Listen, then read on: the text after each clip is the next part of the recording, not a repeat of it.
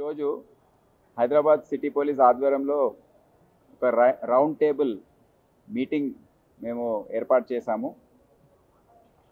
గత వారం రోజులుగా మనం జరుపుకున్న పండుగల సందర్భంగా గణేష్ పండుగ ఒకటి, ఇంకోటి మిలాద్ పండుగ ఒకటి.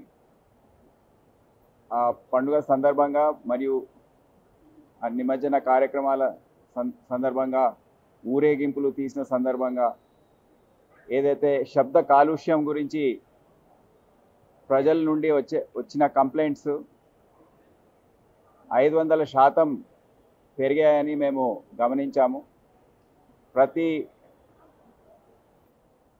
కాలనీ నుండి, ప్రతి ప్రాంతం నుండి డయల్ 100కి విపరీతమైన కాల్స్ రావడం, రాత్రంతా ఈ మ్యూజిక్ అంతా నడుస్తూ ఉంది, మాకు నిద్రలు లేవు, పిల్లలు బాధపడుతున్నారు, ఎగ్జామ్స్ ఉన్నాయి చదువుకోలేకపోతున్నారు, ఇది నియంత్రించండి అని చెప్పడము.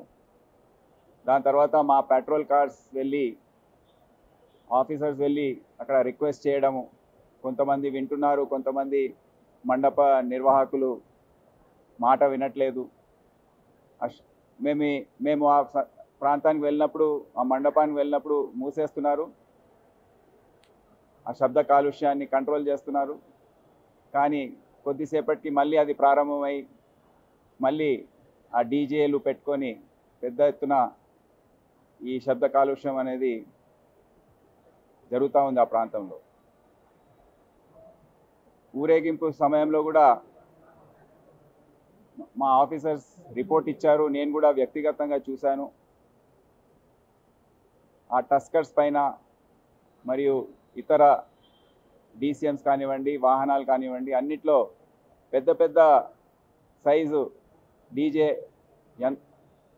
ఎక్విప్మెంట్ ఏదైతే ఉందో అది పెట్టి దాదాపు 15-20 గంటల పాటు కూడా నృత్యాలు చేసుకుంటూ ఊరేగింపు కార్యక్రమం నిర్వహించారు చాలామంది. మేము ఆ ప్రాంతంలో నడుస్తున్నప్పుడు శబ్ద కాలుష్యమే కాదు, ఇతర అనుభవాలు మా ముందుకు వచ్చాయి. అంటే మొత్తం శరీరం అంతా వణుకుతూ ఉంది, హార్ట్, గుండె ఏదైతే ఉందో అది కదులుతూ ఉంది. ఇక చెవుల గురించి చెప్పే అవసరమే లేదు, అవి ఎప్పుడు పగులుతాయనే ఆ భయం కూడా ఏర్పడింది. మళ్ళీ ఎందుకు ఈ గత 2 సంవత్సరాలుగా కూడా చూస్తున్నాము, డీజే పెట్టి ఈ శబ్ద కాలుష్యం అనేది చాలా పెద్ద ఎత్తున వైలేషన్స్ జరుగుతున్నాయి. కానీ ఈసారి ఏదైతే శృతి మించి జరిగిందో అది అందరు కూడా చూశారు. ప్రభుత్వ పరంగా కూడా ముఖ్యమంత్రి గారు కానివ్వండి, అందరు కూడా అరే ఇది ఏంటి, ఎందుకు ఇట్లా అయిందని వారు అడిగి తెలుసుకున్నారు.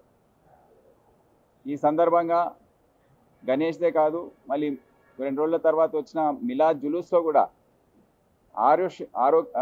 ఆశ్చర్యం కలిగించే విధంగా అక్కడ ఉన్న యువకులు డీజేలు పెట్టి నృత్యాలు చేయడము, ఒక పబ్లో ఏ విధంగా అయితే డాన్స్ చేస్తారో గంటల పాటు, ఎన్నో గంటల పాటు వాళ్ళు నృత్యాలు చేయడం, అది ముస్లిం మత పెద్దలకు కూడా ఆశ్చర్యం కలిగించింది.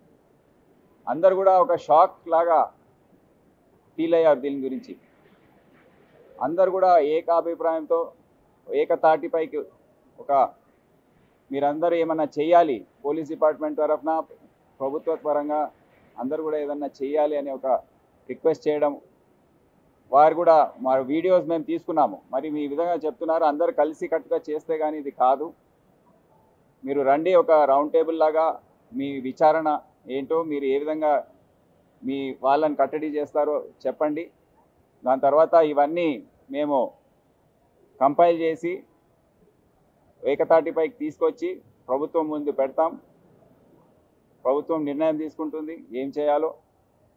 దాని తర్వాత దానిపైన కఠినమైన వైఖరి అవలంబించాలా, ఏ విధంగా చేయాలి, స్టేజెస్లో చేయాలా అనే నిర్ణయం తీసుకోబడుతుంది. అందుకే గత 3-4 రోజులుగా అందరికీ మేము లెటర్స్ రాసాము. ఈరోజు అన్ని ఆర్గనైజేషన్స్కి సంబంధించిన పెద్దలు రాజకీయ పార్టీస్కి సంబంధించిన రిప్రజెంటేటివ్స్ని కూడా మేము ఆహ్వానించాము. వారందరూ కూడా ఒప్పుకున్నారు. ఈరోజు 3 గంటలకు అది ఆ మీటింగ్ స్టార్ట్ అవుతుంది. సో ఆ మీటింగ్లో ఏం జరిగిందో అన్నీ కూడా మీకు విశ్లేషించి తర్వాత తెలియజేస్తాం.